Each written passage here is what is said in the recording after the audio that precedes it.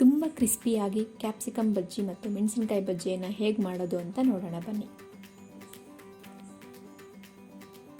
ಕಡಲೆ ಹಿಟ್ಟು 2 ಸ್ಪೂನ್ ತೊಗೊಂಡಿದ್ದೀನಿ ನಾನಿಲ್ಲಿ. 1 ಸ್ಪೂನ್ ಅಕ್ಕಿ ಹಿಟ್ಟು. ಕ್ರಿಸ್ಪಿಯಾಗಿ ಬೇಕು ಅಂದರೆ ನೀವು ಅಕ್ಕಿ ಹಿಟ್ಟನ್ನ ಹಾಕ್ಕೊಳ್ಳೋದ್ರಿಂದ ತುಂಬ ಚೆನ್ನಾಗಿರುತ್ತೆ.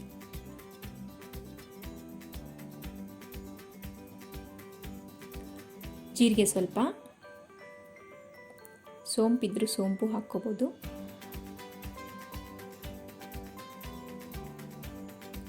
ಖಾರದ ಪುಡಿ ರುಚಿಗೆ ತಕ್ಕಷ್ಟು, ಗರಂ ಮಸಾಲ, ಉಪ್ಪು ಎಲ್ಲ ಹಾಕ್ಕೊಂಡು ಚೆನ್ನಾಗಿ ಕಲಿಸ್ಕೊಳ್ಳಿ.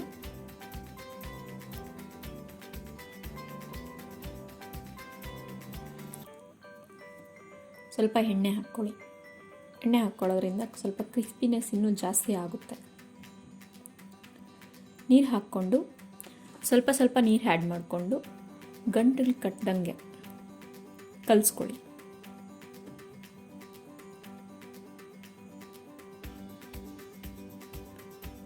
ಇದು ತುಂಬ ತಿಕ್ಕಾಗೂ ಬೇಡ, ತುಂಬ ತೆಳ್ಳಗೂ ಬೇಡ, ಮೀಡಿಯಮ್ ಆಗಿ ಕಲಿಸ್ಕೊಳ್ಳಿ, ಚೆನ್ನಾಗಿರುತ್ತೆ ನೋಡಿ. ಈ ಥರ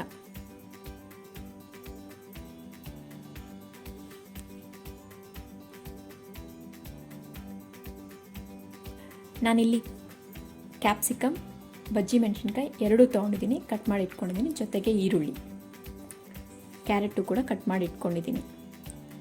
ಇವಾಗ ಎಣ್ಣೆ ಕಾದಿದೆಯಾ ಇಲ್ವಾ ಅಂತ ಚೆಕ್ ಮಾಡ್ಕೊಳ್ಳೋಣ ಫಸ್ಟ್.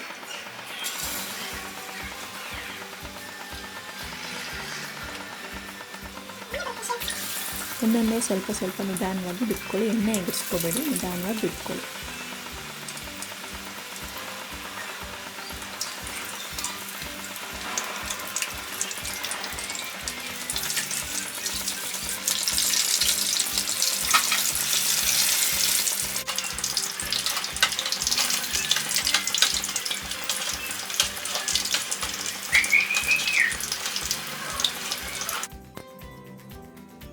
ಎರಡು ಕಡೆ ನೀಟಾಗಿ ಬೇಯಿಸ್ಕೊಳ್ಳಿ.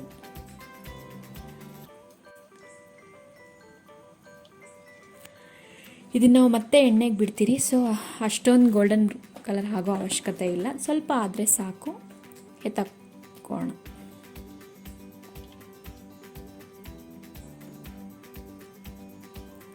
ಇವಾಗ ನಾನು ಕ್ಯಾಪ್ಸಿಕಮ್ ಬಿಟ್ಕೊಳ್ಳೋಣ.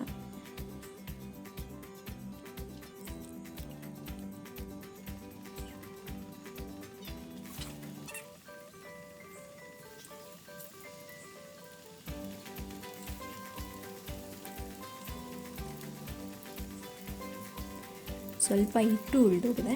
ಸ್ವಲ್ಪ ನಾನು ಈರುಳ್ಳಿ ಮತ್ತು ಕ್ಯಾರೆಟ್ನ ಮಿಕ್ಸ್ ಮಾಡಿ ಸ್ವಲ್ಪ ಸ್ವಲ್ಪ ಬಿಟ್ಕೊತಾ ಇದ್ದೀನಿ.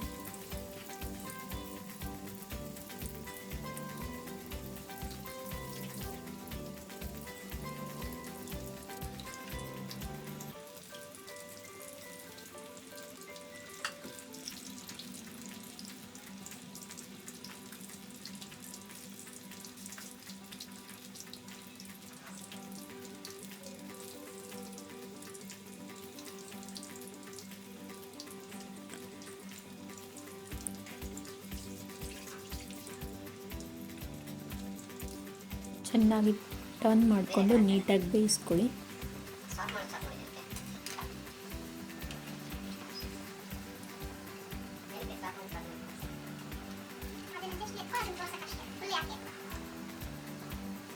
ಇವಾಗ ಸರ್ವಿಂಗ್ ಬೌಲ್ ತಗೋಣ ಎಲ್ಲ. ಇವಾಗ ಕಟ್ ಮಾಡ್ಕೊಂಡಿರೋ ಮೆಣಸಿನ್ಕಾಯಿನ ಮತ್ತೆ ಎಣ್ಣೆಗೆ ಹಾಕೋಣ.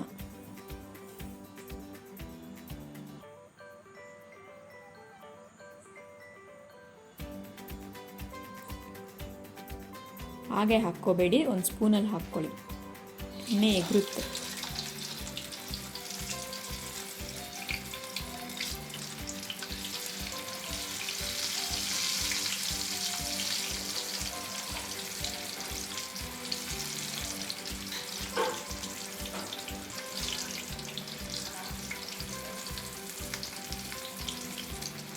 ಇದು ಸ್ವಲ್ಪ ರೋಸ್ಟ್ ಮಾಡ್ಕೊಳ್ಳಿ, ಚೆನ್ನಾಗಿರುತ್ತೆ ತಿನ್ನಕ್ಕೆ ಟೇಸ್ಟು.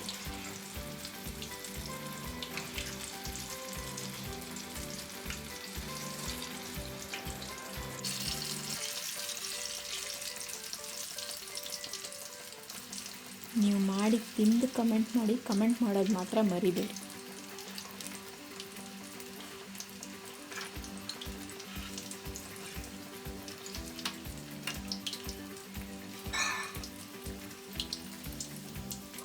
ಇವಾಗೆಲ್ಲ ಸರ್ವಿಂಗ್ ಬೌಲಲ್ಲಿ ಇಟ್ಕೊಂಡಿದ್ದೀನಿ. ಇದನ್ನು ಇನ್ನಷ್ಟು ರುಚಿಕರವಾಗಿ ಮಾಡ್ಕೊಳ್ಳೋಣ.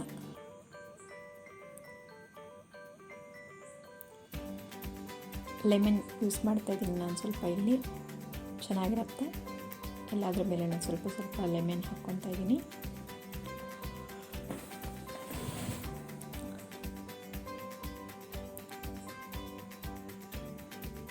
ಉಪ್ಪು ಖಾರ ಹಾಕ್ಕೊತಾ ಇದ್ದೀನಿ, ಇನ್ನು ಸ್ವಲ್ಪ ಟೇಸ್ಟಾಗಿರುತ್ತೆ. ನಾನು ಕಟ್ ಮಾಡಿ ಇಟ್ಕೊಂಡಿರೋ ಈರುಳ್ಳಿ, ಕ್ಯಾರೆಟ್ನ ಸರ್ವ್ ಮಾಡ್ಕೊತಾ ಇದ್ದೀನಿ ಇದ್ರ ಮೇಲೆ. ನೀವು ಕೊತ್ತಂಬರಿ ಸೊಪ್ಪು ಕೂಡ ಹಾಕ್ಕೋಬೋದು. ಪ್ಲೀಸ್ ಶೇರ್ ಮಾಡಿ, ಸಬ್ಸ್ಕ್ರೈಬ್ ಮಾಡಿ. ತಿಂದ್ಬಿಟ್ಟು ಹೇಗಿದೆ ಅಂತ ದಯವಿಟ್ಟು ಹೇಳಿ, ಕಮೆಂಟ್ ಮಾಡಿ.